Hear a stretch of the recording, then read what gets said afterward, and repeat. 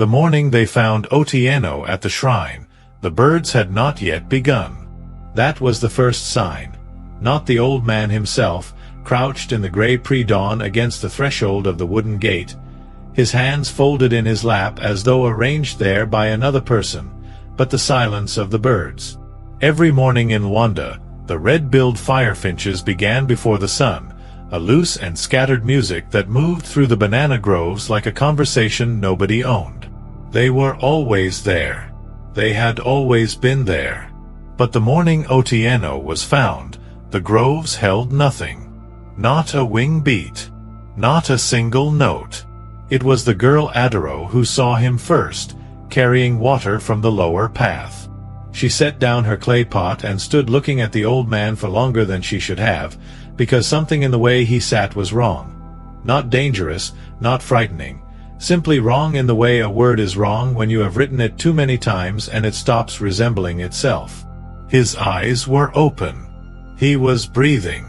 But when she spoke his name, he turned to her with a face she did not recognize, and what she saw in his eyes, she would not describe it afterward, not fully, not to anyone who pressed her for details. She said only that it looked like a man who had been made to remember everything he had ever lost, all at once. They carried Otieno home. They gave him water. For 7 days he did not speak, and when he finally did, he asked for his wife, who had been dead for 11 years.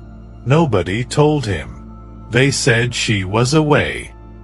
He seemed satisfied with this and went back to sleep, and in the morning he was himself again, almost, except that for the rest of his life he would sometimes stop mid-sentence and look at the space beside him with an expression of startling tenderness. People learned not to ask what he was looking at. Nobody knew what Otieno had done at the shrine. Nobody asked him directly. In Lwanda, there were questions you did not ask, the same way there were paths you did not walk and doors you did not open, not because the elders had forbidden it with hard words and formal proclamations, but because the silence around certain things was itself a kind of instruction. The village had grown up around its silences the way a tree grows around a nail, slowly, thickly, incorporating the forbidden thing into its own structure until removing it would destroy both. Lwanda sat at the edge of a shallow valley, a morning's walk from the great lake whose name the oldest people still gave in the old tongue, Nyanza, the Great Water. The village was not small, but it was not grand either. It had perhaps 40 homesteads arranged in loose clusters around a central compound where disputes were settled and ceremonies held. There were 2 grinding stones worn smooth over 3 generations of women's hands. There was a school that had been built by a mission 40 years ago and now belonged fully to the village. The painted cross above its door faded to a ghost. There were mango trees planted by someone's grandfather and now so large that their roots had buckled the path around them, and everyone simply walked around the roots, as they had always walked around the roots, because some things become permanent not through law but through repetition. At the far edge of the village, where the compound gave way to the beginning of the forest, there was a shrine. It was not elaborate. A ring of smooth river stones arranged in a circle perhaps 2 arm spans across, and inside the circle a low wooden structure. Not a house exactly, more like a frame, for posts and a thatched roof, and inside the frame, on a shelf of flat stone, the Chungu ya Mwisho. The pot was old. Not old in the way that things are old when people have forgotten who made them. Old in the way that things are old when everyone remembers exactly, precisely, specifically who made them and why, and that memory itself has become the source of dread. It was a clay vessel, roughly the height of a man's forearm from elbow to wrist, wider at the belly than at the neck, and sealed at the top with a cap of dark beeswax gone hard and brown with age. Around its middle, tied in a careful knot at the back, was a strip of goat skin, black goat, specifically, the kind whose hair darkens at birth and never lightens. The markings on the pot had been pressed into the wet clay before firing. They were not decorative. The elders said they were a kind of writing, though not any script anyone living could fully read. What was understood was the border that ran around the neck, a repeating pattern of closed eyes, pressed with a thumbnail, 37 of them, one for each grief the pot had been made to hold. The story of the Chungu ya Mwisho was not a secret. It was told to children before they were old enough to understand it fully, the same way children are told not to put their hands in fire before they are old enough to explain combustion. The pot had been made by a Koth, who had lived in the time before the Great Lake flooded its banks, when the forest came all the way to the water's edge and the canoes were hewn from single trees so large you could sleep inside them. A Koth had been a woman of tremendous feeling. This was how the elders described it, not with sorrow or admiration but with a kind of careful neutrality, as though tremendous feeling were itself a condition requiring management. She had borne 5 children. In a single dry season, a sickness moved through Lwanda like a rumor, and all 5 of them died. Not one after another over weeks, which might have allowed the grief to arrive in portions, but nearly together within 9 days, so that by the end a Koth was burying one child while the next was still breathing, and she could not grieve fully for either. What a Koth did afterward was remarkable not for its strangeness but for its precision. She did not go mad. She did not stop eating. She gathered clay from the riverbank at the place where 2 tributaries meet, which was considered neither clean nor unclean but liminal, in between, and she worked it for 3 days without sleeping, and she fired it in a kiln she built herself, and she sealed it with beeswax from hives she had kept for 15 years. And into the pot, through an act that the elders could explain but not fully translate, she pressed her grief. Not symbolically, not metaphorically. The story was insistent on this point. She put her grief into the clay the way water is put into a vessel, and when it was inside, she sealed it. And then she brought it to the edge of the village and placed it in a ring of stones and said, in a voice her neighbors described as entirely calm, "This is where sorrow lives now. Let it stay here." What happened to a Koth after this was also told, but told quietly. She lived for many more years. She was not happy, exactly. She had lost her children and happiness was perhaps beside the point, but she was present in a way she had not been during the years of their dying. She helped at births. She sat with the sick. She had, people said, a particular capacity for holding other people's pain without flinching, the way a strong person can carry weight that would buckle a weaker one. When she died, the elders decided the pot must remain. Not because they fully understood what was in it, but because they understood that whatever was in it had allowed a Koth to continue living, and that to disturb it would be to release something that had been deliberately and carefully contained. Over the generations, the pot had accumulated. This was the word the elders used, accumulated, as though grief were a substance that settles, like sediment, at the bottom of standing water. Whenever someone in the village suffered a loss so large it threatened to consume them, a mother who could not stop weeping, a man whose hands had gone still after he buried his son, a girl who had stopped eating after her twin died in the lake, the elders would perform a ceremony at the shrine. The grieving person would speak their sorrow aloud into the neck of the pot, and the elders would seal it again with fresh wax, and in the days that followed, the weight of it would become, if not bearable, then at least portable. This was why the pot was forbidden to touch. Not because it would punish you. Not because a spirit lived inside it and would wake at the disturbance of a stranger's hand. But because what was inside it was not neutral. It was not empty space.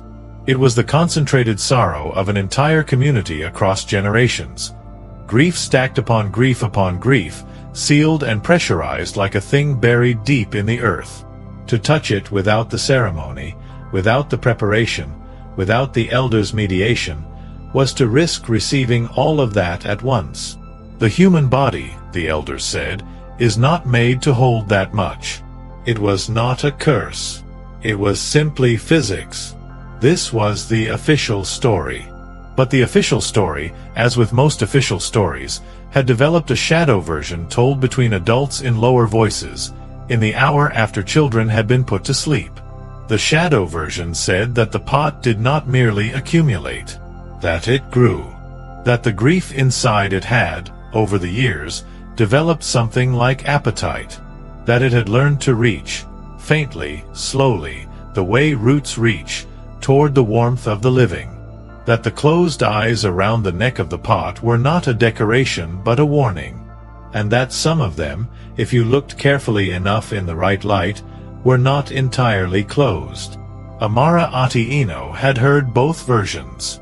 She had heard the official one from her mother, who was the village midwife, and the shadow version from her grandmother, who had been the village midwife before that. She had grown up with the pot as a fact of the landscape, the way she had grown up with the 2 grinding stones and the faded cross above the school door, and she had regarded it with a mild, habituated unease one reserves for dangerous things whose danger has become routine. She was not afraid of it, exactly.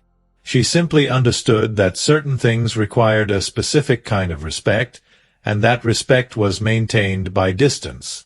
Then, 3 months before the morning this story properly begins, Amara's daughter had been born dead.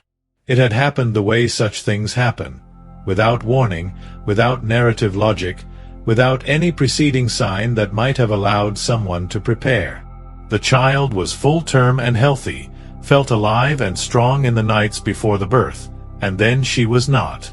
Amara had delivered the child herself, in a manner of speaking.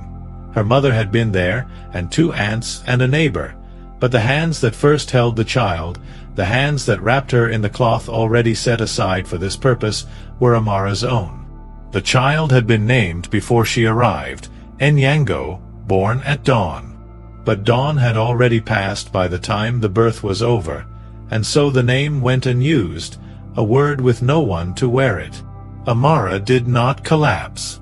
This was what frightened people most about her in the weeks that followed. She thanked the people who came with food. She returned to her work, carefully, after 2 weeks. She spoke at normal volume. But the people who knew her well, her mother, the 2 aunts, the neighbor, noticed a change that they struggled to name.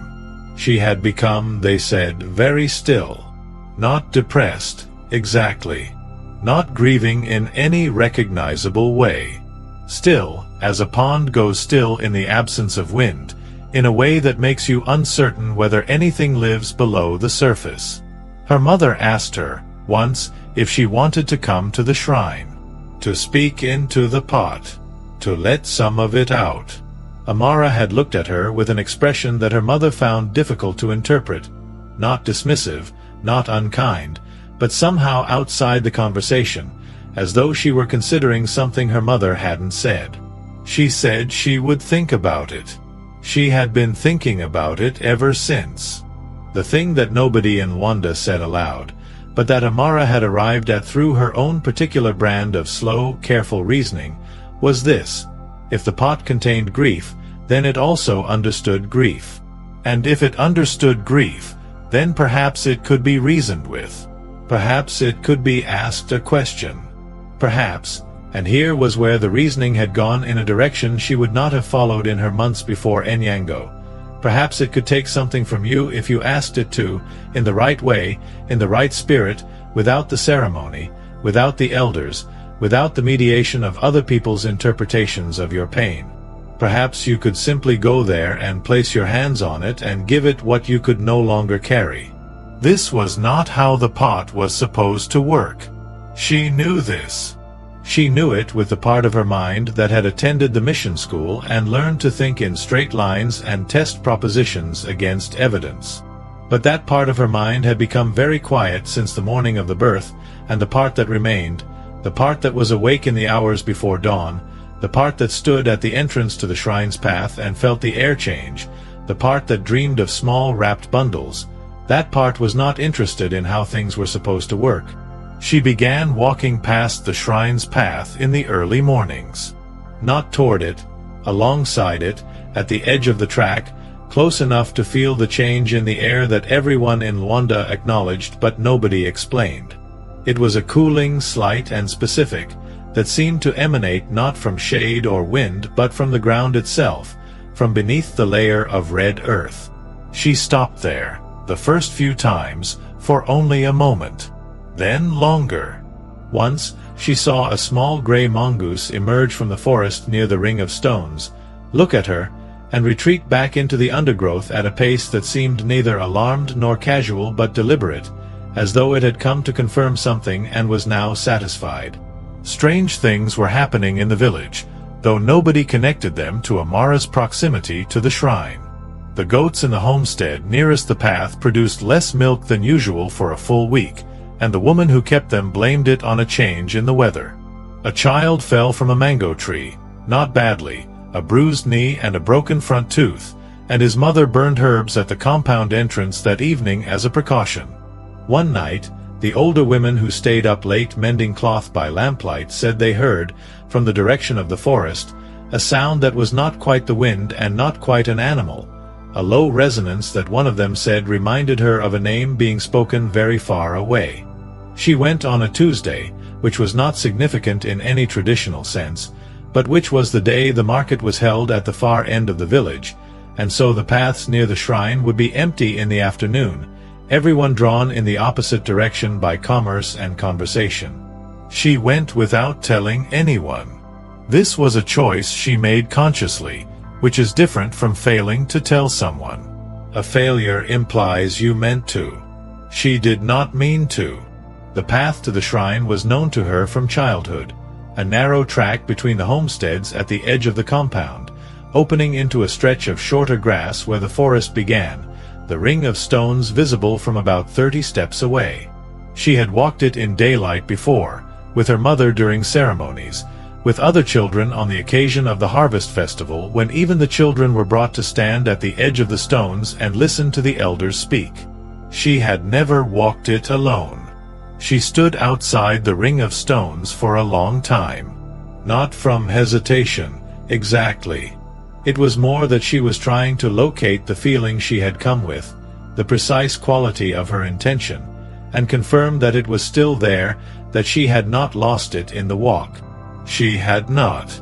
It was there, that hollowed, calcified thing inside her sternum that had been there since the morning, that had not moved in 3 months, that had not broken or shifted or released itself into tears or rage or any of the human outlets grief was supposed to find. She wanted to put it somewhere. She wanted to give it to something larger than herself that could hold it without breaking.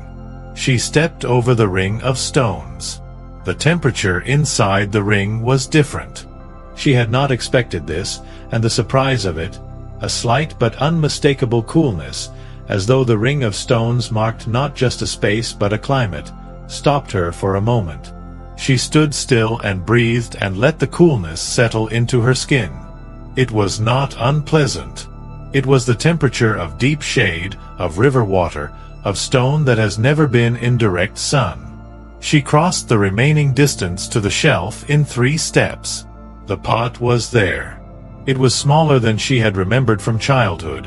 Grief had made it enormous in her imagination, and more textured. The markings around its neck were precise and deliberate, pressed with care, deeper at the beginning and shallower at the end as the person's thumb had tired. She counted them without meaning to. 37 closed eyes. She looked at them for a long time. She placed her hands on the pot. What happened in the first moment was not dramatic. There was no sound, no tremor in the earth, no wind that had no source. What happened was that the coolness she had felt inside the ring of stones seemed to move, to concentrate, to travel from the air around her into the clay beneath her hands, and from the clay into her palms, and from her palms up her arms in a way she could feel as a specific physical sensation. The movement of something cold and dense and very old entering her body through her hands the way cold water enters skin when you hold ice for too long. She did not let go. She had come here to give. What arrived instead was a receiving. She understood this almost immediately, but understanding it and acting on it were not the same thing, and for a moment, not a long moment, perhaps 10 seconds, perhaps 20, she stayed. Because the coldness that was entering her was not nothing. It was not emptiness. It was something, and it was old, and it was sorrowful, and this was the word that arrived in her mind without invitation. Familiar. As though grief, regardless of its origin, recognized grief. As though the thing inside the pot had been waiting not for a stranger, but for someone it already knew. She let go of the pot. She stepped back. She crossed back over the ring of stones and stood in the warm afternoon air, breathing, her hands open at her sides, the afternoon completely unchanged around her, the birds still moving in the groves, the light still at its silver angle, and she felt, for the first time in 3 months, like crying. She did not cry. She walked home. She made the evening meal. She slept. The first change was in her sleep. She had not been dreaming since the birth. Or rather, she had been dreaming in the flat, forgettable way of someone whose unconscious mind is conserving resources, producing images without resonance. Now the dreams came in with weight. They were not nightmares in any conventional sense. No pursuit, no falling, no violence. They were simply full of people.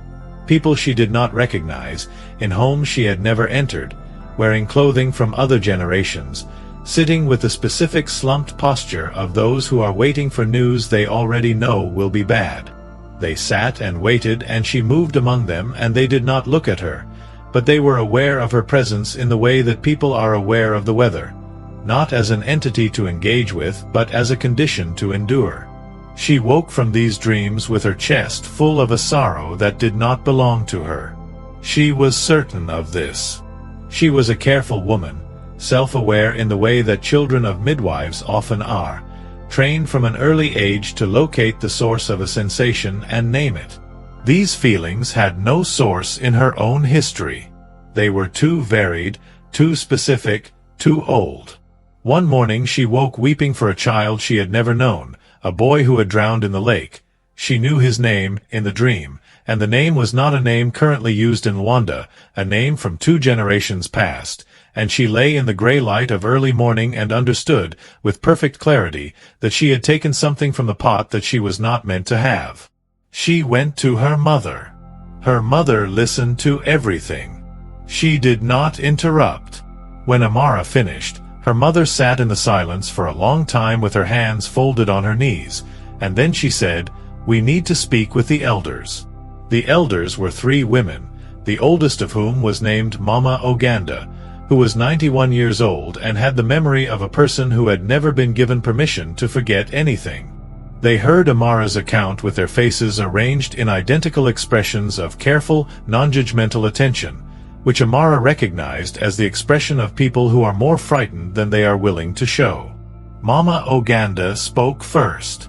She said, "You went inside the ring." Amara said, "Yes." Mama Oganda said, "And you touched it?" Amara said, "Yes." There was a pause in which the afternoon birds could be heard through the wall of the house, and then Mama Oganda said, very quietly, "How long?" Amara thought about it. Perhaps 20 seconds. Perhaps less. The 3 women looked at one another. This was a conversation conducted entirely in glance and breath, the kind of communication that requires decades of shared history, and Amara could not read it. Mama Oganda said, "What did it feel like?" And Amara, who had been a precise woman all her life, a woman who chose her words with the care of someone setting objects on a delicate surface, said, "It felt like it recognized me." The silence that followed this was different from the previous silences. It had a different quality. Heavier, colder, the silence of people who have just heard something confirm what they were already afraid of. What the elders told Amara, in pieces, over the course of an afternoon, was this. The pot had been accumulating for generations, as everyone knew, but in recent decades the ceremonies had become less frequent. The young were leaving for the cities. The old who understood the rituals were dying and leaving knowledge in the keeping of fewer and fewer people. The pot had not been properly attended, spoken to, acknowledged, sealed with new wax, in 11 years. Atieno's episode, 3 years ago, had been a warning that went unheeded, in part because Otieno himself could not remember what he had done, and in part because the village had no consensus about whether the old beliefs required the same obedience they once had. What Mama Oganda said next, Amara received with the still expression she had been wearing for 3 months. "The pot," she said, "does not curse." This was always misunderstood by those who learned the story too late or too quickly. The pot was made to hold. It holds because it was made to hold. And when a living person touches it unprepared, without ceremony, without the elders to mediate the exchange, the pot does what it was made to do. It holds you. Not permanently, Mama Oganda said. Not forever. But the longer you carry what entered you, the more it grows. The human heart was not meant to hold the sorrows of generations. It is like asking a single person to carry water for a whole village. They will try, because they are strong, but the weight will change the way they walk, and after a long enough time, it will change the shape of their bones. There was a ceremony for undoing it. Mama Oganda explained it in the precise, unhurried tones of someone reciting something they have memorized against the day they hoped would never come. It required 3 nights. It required the speaking of names, not Amara's name, but the names of those whose grief she now carried, as many as she could identify from the dreams. It required, on the 3rd night, returning to the pot and speaking those names into the vessel directly, returning what was theirs to its proper keeping. They would begin that night. What happened in the days between Amara's touching of the pot and the beginning of the ceremony, the village would later describe with the careful imprecision of people recounting events they had witnessed but not fully understood. The goats in the homestead nearest the shrine stopped giving milk. This might have been coincidence. The large mango tree on the south path, one of the grandfather planted ones, dropped all its fruit on a single afternoon, not one at a time but all at once, as though the tree had made a decision. The younger children, who slept in the outer rooms of the homesteads, began waking at the same hour each night, around the time the fireflies disappeared from the compound, and reporting, with the unself-conscious precision of children who do not yet know how to be embarrassed by the strange things they see, a woman walking in the compound with no lamp. Different children, different nights, different descriptions of the woman. Tall, short, old, young, but always the same detail. She was carrying something wrapped in cloth. She held it the way you hold a baby. Amara was aware of none of this directly. She was inside her own interior landscape, which had become, in the days since the touching, considerably larger than it had been. This was the most precise way to describe what was happening to her. She was experiencing an expansion that her body had not been designed to accommodate. Not pain, exactly. More like pressure. She could sit down to a meal and feel, without any triggering event, the specific grief of a woman she had never met whose husband had died in the construction of a road 50 years ago. She knew it as clearly as she knew her own sorrow, which was still there too, a presence inside the larger presence. She could hear children playing outside and feel a sorrow that was not hers cascade through her without warning, a grief for the specific particular sound of children at play. She knew whose grief this was. She had seen the man in her dreams, an old man with a scar along his jaw who had outlived all 4 of his daughters. She did not know his name. She would learn it on the 2nd night of the ceremony, when Mama Oganda spoke it into the air for the first time in decades. The ceremony was not what Amara had expected. She had expected formality, incantation, the formal procedures of religion. What she found was more intimate and more demanding than that. Mama Oganda sat with her for 3 nights in the central room of Amara's mother's house, and they talked. They talked about the dead. Mama Oganda would say a name she knew from her own long memory, a name of someone who had brought their grief to the pot in her lifetime, and Amara would close her eyes and look for that grief inside herself, the way you look for a specific book in a library you have never visited, knowing it is there somewhere. And when she found it, she would speak it. She would describe it, aloud, in as much detail as she could recover from the weight of it. What kind of loss, what quality of sorrow, how it had felt to the person who first carried it. And then Mama Uganda would receive it. This was how it felt to Amara, a literal receiving, the elder's eyes warm and steady, her hands open on her knees, and acknowledge it and set it aside. This was the ceremony. It was, Amara thought, on the second night, while she was describing a sorrow she could not put down, exactly like what should happen in any village, with any grief at any time, without a sacred pot and an emergency ritual. Someone speaking what is unbearable, and someone else receiving it, and neither of them being destroyed by the exchange. On the third night they went to the shrine. It was close to the hour before the first light, when the sky is not yet light but has stopped being dark, a color that has no name in most languages because it lasts only a few minutes and most people are asleep through it. Mama Uganda carried the new wax in a cloth pouch. Amara's mother walked behind them, carrying a lamp made from a hollow gourd whose flame bent in no wind that anyone could feel. At the ring of stones, Mama Uganda stopped and looked at the pot for a long time, with the expression of someone reuniting with a very difficult relative. Then she nodded to Amara. Amara stepped inside the ring. The coolness was there, as it had been before. She stood in front of the pot and placed her hands on it, this time not with the desperate half-reasoning that had brought her here the first time, but with something that felt, if not peaceful, then at least prepared. She spoke the names into the neck of the vessel. All the names she had learned over 3 nights, the man with the scar and the woman with the dead husband and the others, 13 of them in total, names she spoke carefully and with full intention, returning what was theirs to where it belonged.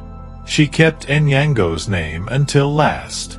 She had not been sure, until this moment, whether to say it. The question had been with her since the second night of the ceremony, sitting in the background of every other thing. Did she want to give this one away too? The others had been grief she had received without asking. Enyango was hers. Giving it to the pot felt, in one way, like abandonment, adding her daughter to a vessel of accumulated sorrows, a repository of what the living had decided they could not carry. It felt like the first formal act of letting go, and she had not been certain she was ready. She said the name. She said it once. Then she stepped back from the pot, and Mama Uganda moved forward with the new wax, and the seal was laid with her old hands pressing it firmly into place, and the morning birds, finches, always the finches, began somewhere in the grove behind them, the first notes scattered and soft and then more certain, filling in the silence the way water fills the shape of whatever holds it. What followed was not recovery. It would be incorrect to call it healing, and Amara would have objected to that word herself. She was not healed. She was, after the ceremony, more accurately described as altered, as a landscape is altered by the passage of water, shaped by something that has since moved on but left its marks in the terrain. She was lighter than she had been, yes. The dreams changed. They were quieter, less populated, and the sorrows that had moved through her without warning became infrequent and then stopped. But she was not the same as before the birth, and she was not the same as before the ceremony. She was a third thing, unnamed. She noticed, in the weeks after, that she had acquired a capacity she had not previously possessed.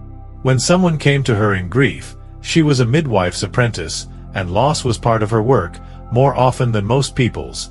She could receive their sorrow without flinching or retreating or offering the standard consolations that were, in truth, mostly the expression of the comforter's own discomfort. She could simply be in it with them.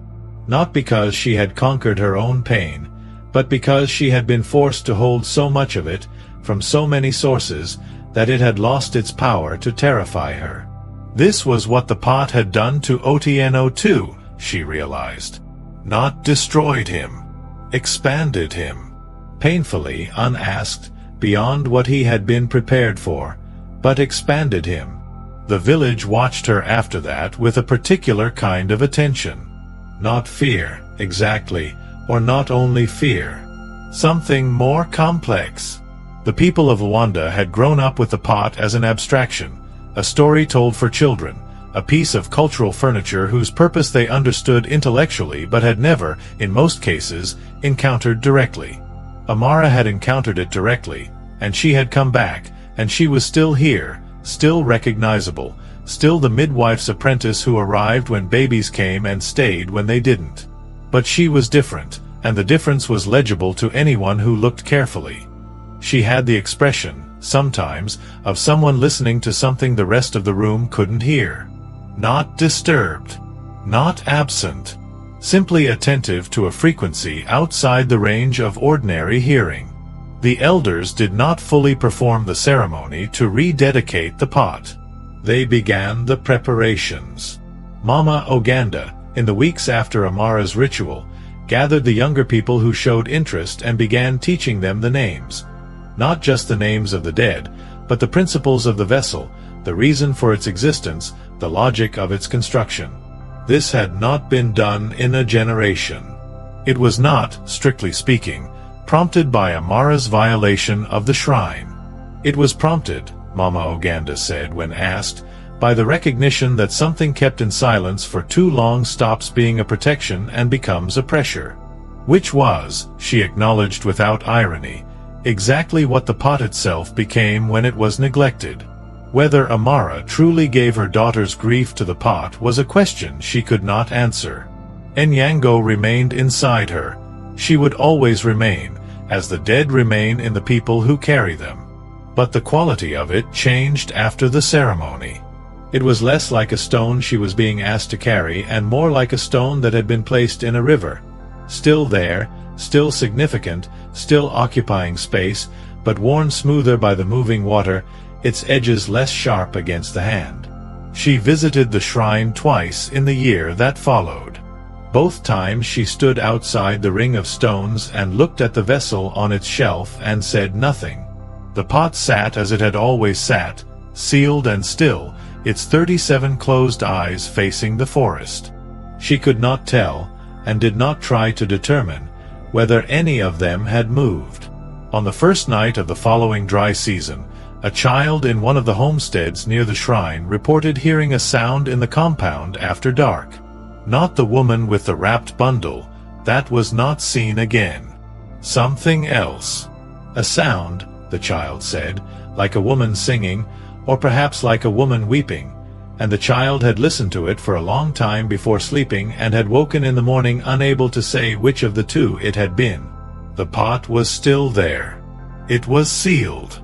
It held what it had always held, and more now, and the new wax was dark at the edges where it had been pressed hard and was already beginning to change color, taking on the same brown as the older layers beneath it, adding one season to the next the way rings add to the interior of a tree, invisibly, from inside, with no external sign that anything was growing.